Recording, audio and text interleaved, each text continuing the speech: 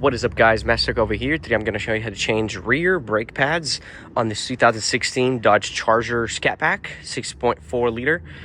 This application works for almost any 2015 Charger or Challenger Plus. Well, any year after 2015 or I think 2014. But if you got brake Brembos or just brake calipers that look like this, you can watch this video and follow my instructions. Okay, so first of all, you want to get your 22 millimeter socket. Take out these lug nuts. We're missing one, but if yours is less than 22 or 21, it's the same thing, but just make sure that you're using the correct socket.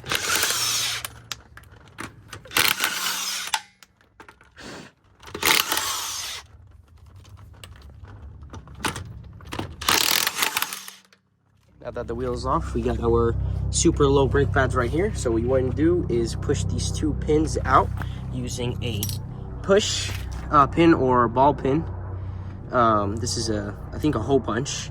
So what I'm gonna do is use a hammer to hammer on this. You can use a small screwdriver, preferably Phillips, and just hammer those out. After you push the top pin out, which looks like that, once you push in this one just a little bit, it just pops out easy. And just make sure that this doesn't go flying toward your head or face. So this one goes in like this, convex or concave. It doesn't face this way, faces that way, so that the pins can go through this groove right here. Anyways, so those ones should be fairly, well, they're not too easy to remove. So what you want to do is grab a screwdriver and just push on the rotor. Well, not necessarily, you can just push just a little bit anywhere. Just pry anywhere till you get a little bit, yeah, right here. I'm going to pry. It actually got pushed in. Cool. So this is out, but actually before you take it out, what you want to do is you want to jam the screwdriver here. Come on. Right here, see how it's pushing? You want to push on these pistons inside. Now, while pushing on here, you want to jam this one inside this one right here. Let's just push it a little bit so I can fit it in.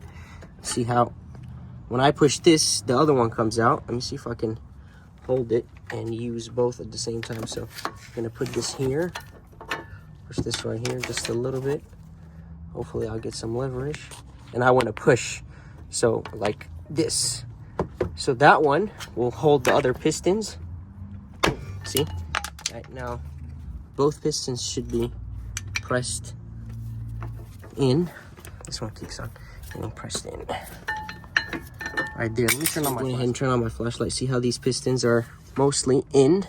I can still push them in just a little bit, but you can keep on trying with jamming one pry bar or screwdriver here and pushing in with the other one, and they should be pushed out evenly. And now that they're both pushed in equally all the way, probably, you want to go ahead and get your brand new brake pads. Make sure you get a matching one, and make sure you add some brake grease on the sides.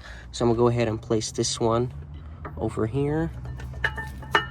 Okay, might want to slide out, just be careful. Oh, here, it's actually sliding out on its own. But I'm gonna get this one right here, and I want to apply some grease to it. Hopefully I can do it with one hand. There's barely anything left in here. Same thing on this side. Okay, I'm gonna go over here, flip it the other way, and I want to put it right here while pushing the other one simultaneously. Come on. I think the pistons are not pushed in all the way, so let me try to push them all the way. Okay, so I just used that screwdriver to push those pistons just a little bit more. And now what I want to do is just put my foot right here on my leg, grab the hardware, and put these pins back from the back. Okay, so I went ahead and I put those in barely. So what you want to do is make sure that you're pushing on this while you're trying to insert these pins. And now that they're semi-aligned in place, they're actually self-aligning. What you want to do is get a hammer and push on them like this.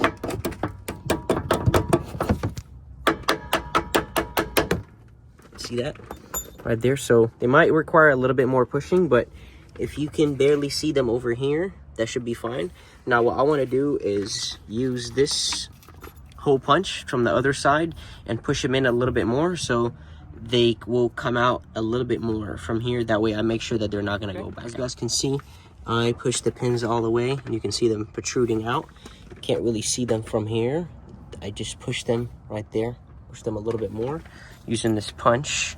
What I did is that I aligned the punch with the hole right here, and I just hammered it a little bit from the hammer right here, and same thing on the bottom. And this is it. You don't have to do anything else. Just put the wheel back, torque it up. I think this one gets torqued to 80. We need a stud over here, but who cares? 4 is enough. Yeah, thank you guys so much for watching. If you have any questions, just let me know. Bye.